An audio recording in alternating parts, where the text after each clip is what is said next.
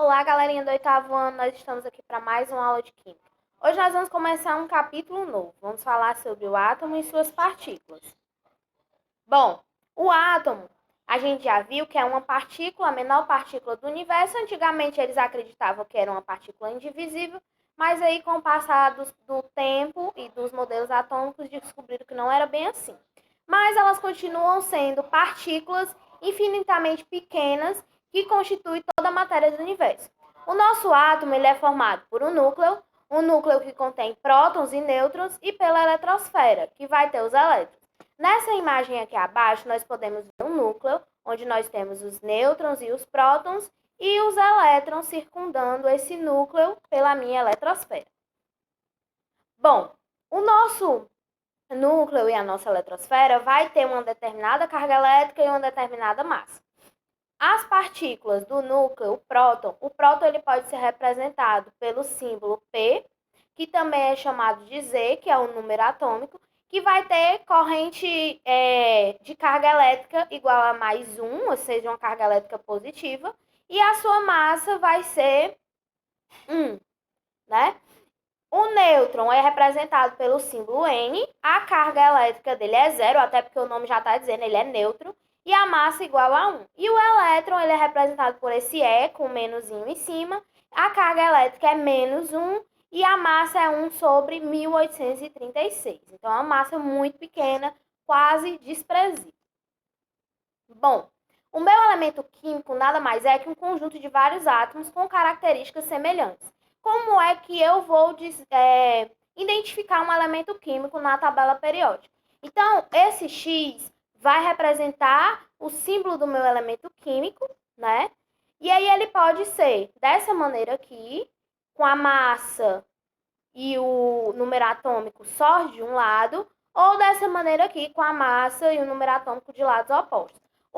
O jeito, esse ou outro, não importa. O que vai importar é que em cima sempre vai ser a massa, embaixo sempre vai ser o número atômico.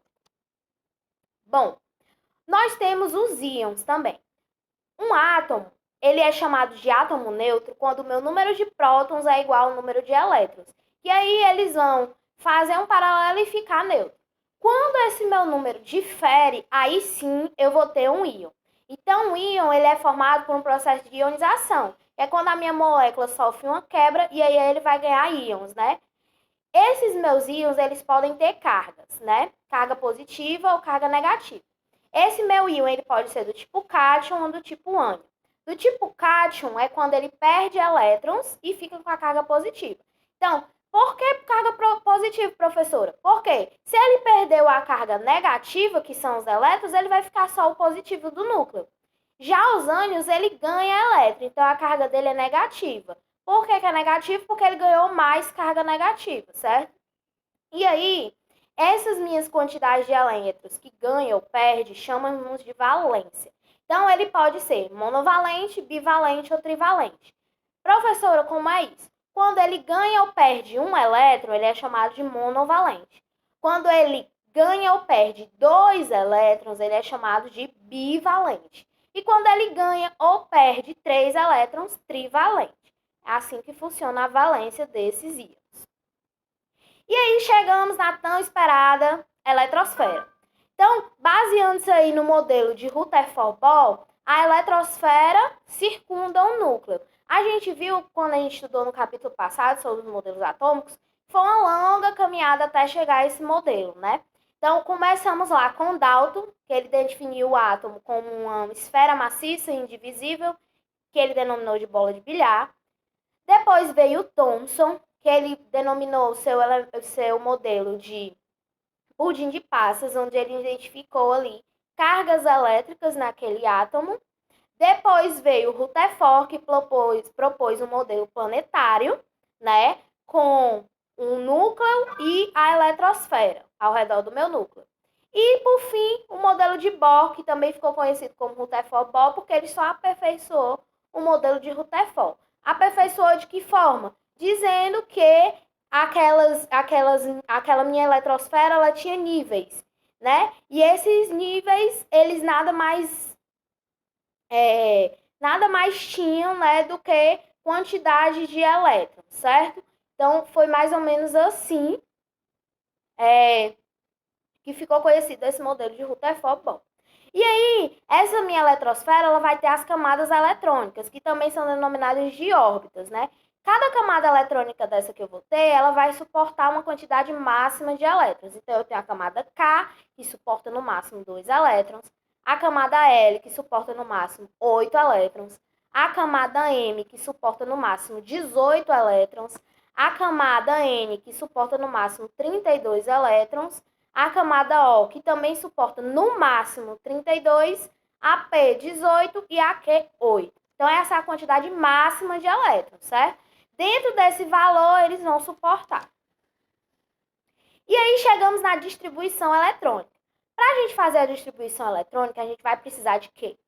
Olhar para a tabela periódica e saber o número atômico daquele elemento químico. Para você usar esse diagramazinho aqui, que é chamado de diagrama de Pauling, certo?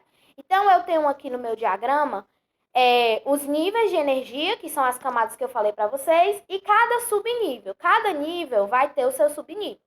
O K, por exemplo, ele suporta 2 elétrons, né, como eu já falei para vocês, um S2. O L suporta 6 elétrons, S2 e P6. O M, S2, P6 e D10. O N, S2, P6, D10 e F14. O O, S2, P6, D10 e F14. O P, S2, P6, D10. E o Q, S2, P6, certo? Então, esses são os subníveis.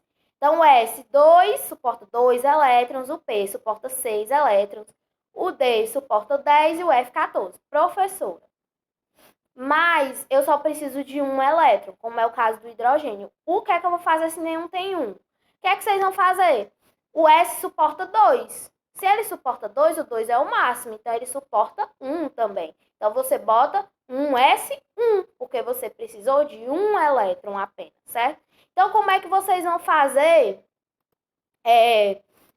para fazer essa distribuição eletrônica? Vocês vão seguir as setinhas, certo? Então, começando daqui, um S2, aí você pega essa setinha, pula essa setinha e vem para cá.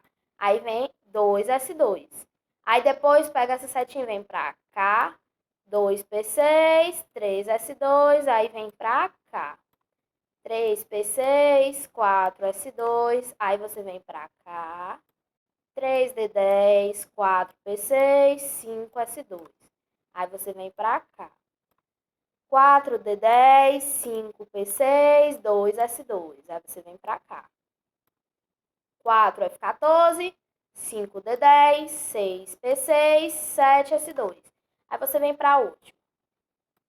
5F14, 6D10, 7P6. Pronto. Se você lembrar dessa ordem, a distribuição eletrônica é muito fácil. Então, aqui no caso, eu peguei um elemento da tabela periódica, que é o sódio, né? Meu sódio tem um número atômico 11, certo? E como é que eu vou fazer a distribuição eletrônica? Preciso de 11 elétrons. Então, eu começo com quem? Primeiro nível de energia, que é o K. Então, 1S2, consegui 2 elétrons. Ainda falta para fazer 11. Aí, vou para cá. 2S2, certo? Consegui mais 2. Tenho 4 agora, mas ainda falta para chegar em 11. Aí, vem aonde? Para cá.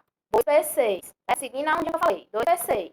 Consegui mais 6. Tenho quantos agora? Muito bem, 10. Falta quantos para 11? 1. Aí eu venho para onde? Para cá. 3S2. Mas se eu botar 3S2, em vez de 11 elétrons, eu vou ter 12 elétrons. Então, o que é que eu faço? 3S1. Porque eu só precisei de um elétron para completar os meus 11, certo? Então, é assim que funciona a distribuição eletrônica. Você vai usar esse diagramazinho aqui de Pauling e aí vai fazer a distribuição de acordo com o número que for solicitado. Uma atividade para vocês em PDF, tá? Então, era isso que eu tinha para passar para vocês hoje. Eu espero que vocês tenham entendido. Qualquer dúvida, podem falar comigo. Eu estou sempre à disposição. Fiquem todos bem. Até a próxima aula. Tchau, tchau.